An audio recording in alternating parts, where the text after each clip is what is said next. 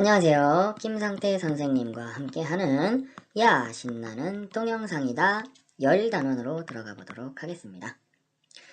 5단원이 바로 열과 우리 생활인데요.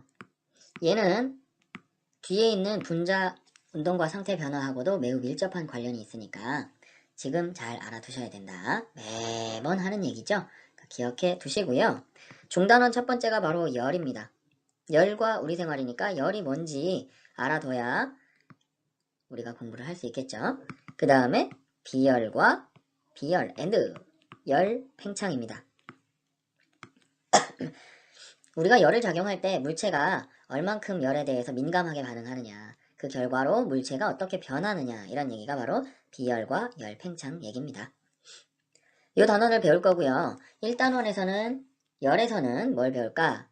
열이 온도를 바꾼다, 이런 내용을 배울 거고요.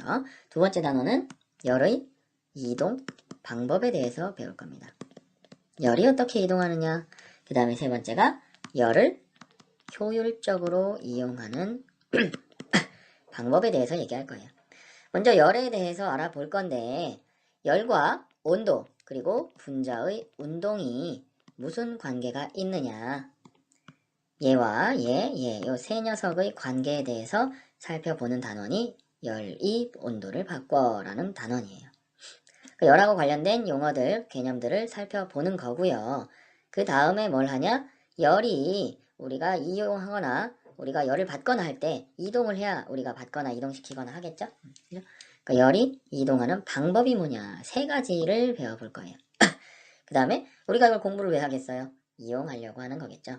열을 얼마나 잘 이용할 수 있겠느냐, 이런 방법에 대해서 얘기를 해볼 겁니다. 그래서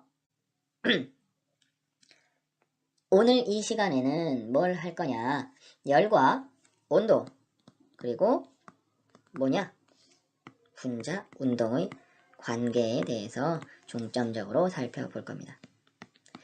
그러면 열하고 온도는 좀 익숙한 단어인데 분자라는 게 뭘까? 오예. 우리 물질들은요, 우리 눈에는 보이지 않지만 되게 매끈해 보이고 한 덩어리처럼 보이는 이 물질들도 사실은 현미경으로 확대 우리가 정말 작은 것들까지 볼 수 있다고 하면 요 안에 뭐가 있어요? 이런 알갱이 덩어리들이 있습니다. 알갱이들이 막 있어요. 이 알갱이들은요 분자라고 하는 녀석들인데 물질의 성질을 가진 가장 작은 입자입니다. 물질의 성질을 가진 가장 작은 입자. 가장 작은 입자. 우리가 물이라고 하면 물을 쪼개고 다 하다 보면 그래도 쪼개도 계속 물이죠. 근데 어느 순간 요 제일 작은 것 같은 물덩어리를 한 번 더 딱 쪼개면 쪼갤 수는 있는데 더 이상 얘는 물이 아니게 됩니다. 만약에. 그러면 뭐예요? 물이라는 녀석의 성질을 가진 것 중에서 제일 작은 게 뭐예요? 요 마지막 깨지기 직전의 녀석이죠. 이런 애들을 우리가 뭐라고 한다? 분자라고 한다는 거예요. 그러니까 예를 들면 물 분자 하면 뭐야? 한 번 더 쪼개면 물의 성질을 가지지 않는, 그걸 물 분자라고 한다라는 겁니다. 뭐 알코올 분자 그럼 뭐예요?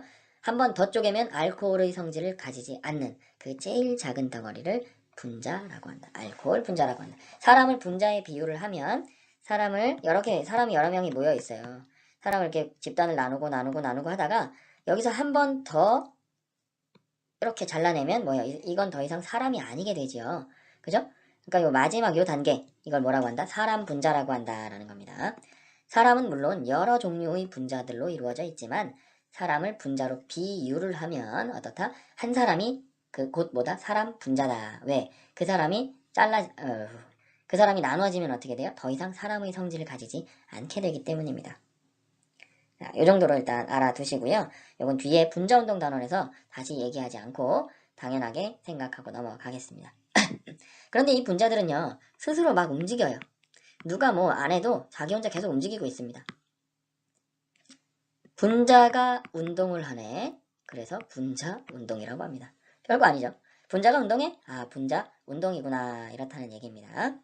그런데 이 분자는요, 보통은 우리 눈에 보이지 않아요, 잘. 그럼 얘가 운동하는 걸 느낄 수 있을까요? 없을까요? 못 느끼겠죠. 그렇죠? 그래서 이 분자 운동이 얼마나 활발하냐.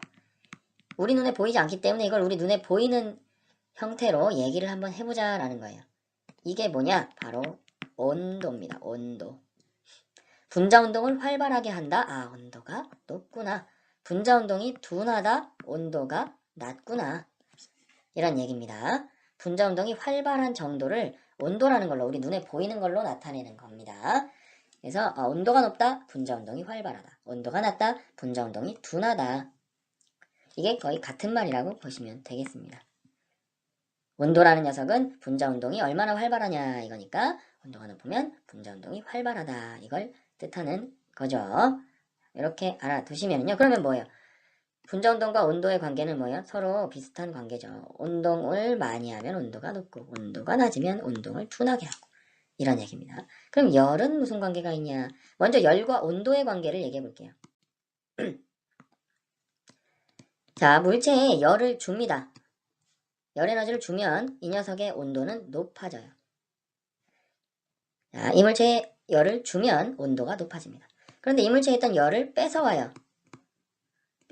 그럼 얘가 가지고 있는 열이 줄어들죠. 그럼 온도가 내려갑니다.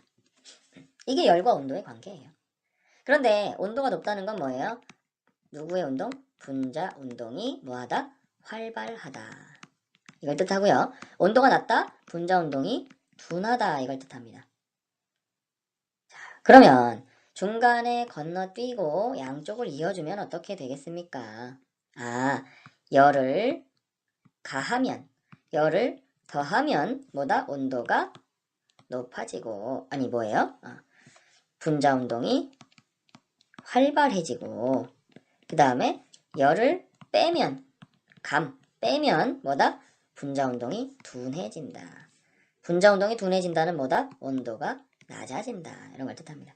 그러니까 요 세 개씩 서로 매칭이 된다는 뜻이에요. 이렇게 셋이 서로 이게 같은 상황이구나 라고 인식을 하면 되겠다라는 겁니다. 지금 한 얘기가 뭐예요?